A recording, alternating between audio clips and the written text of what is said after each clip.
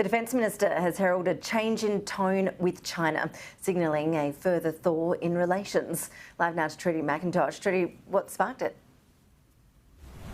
Well, Richard Marles, Ash, is not in Parliament this week. Instead, he flew to Cambodia. He's attending this meeting of defence ministers from our region. Now, there alongside him is China's Defence Minister, General Wei. The pair had a meeting on the sidelines of these talks. It's in fact the second time that they've met since the May election. Sky News understands that Richard Marles raised the matter of Australian journalist Cheng Lei, who remains detained in China. But Beijing appears to have also given a signal that it's willing to restart this defence strategic dialogue that stalled back in 2019 when we saw that fracture in this relationship. Richard Marles giving a signal that potentially Beijing now is willing to restart that sort of interaction and dialogue that takes place between the two senior levels of the two military brass. In a statement, he says, "There is a change in tone and mood in our exchange, and that's important. I'm hopeful we can get things back to a better place, and dialogue with senior officials in defence is part of this." Now, this obviously comes just days after the Prime Minister, Anthony Albanese,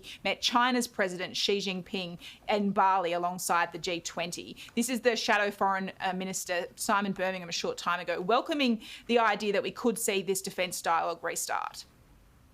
In terms of cooperation or discussion between defence ministers and what that might lead to, I trust that the government will be strong and firm in terms of Australia's interests, in terms of defence of the decisions that we've made around Australia's strategic engagement with other partners, including through AUKUS, and that any further activities will be mindful of that. And Trudy, back in Parliament, where's the industrial relations standoff up to?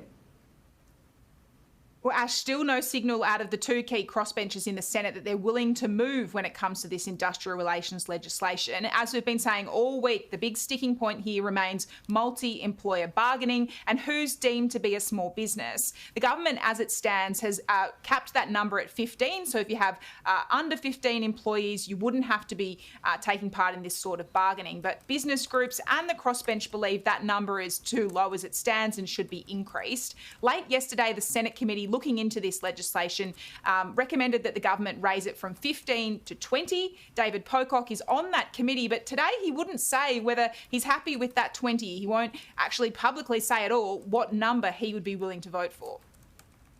During the committee hearings we heard, he said everything from like no cap to 200. Clearly it's somewhere in between, so I'll have a look at the report this morning and continue discussing it with Minister Burke.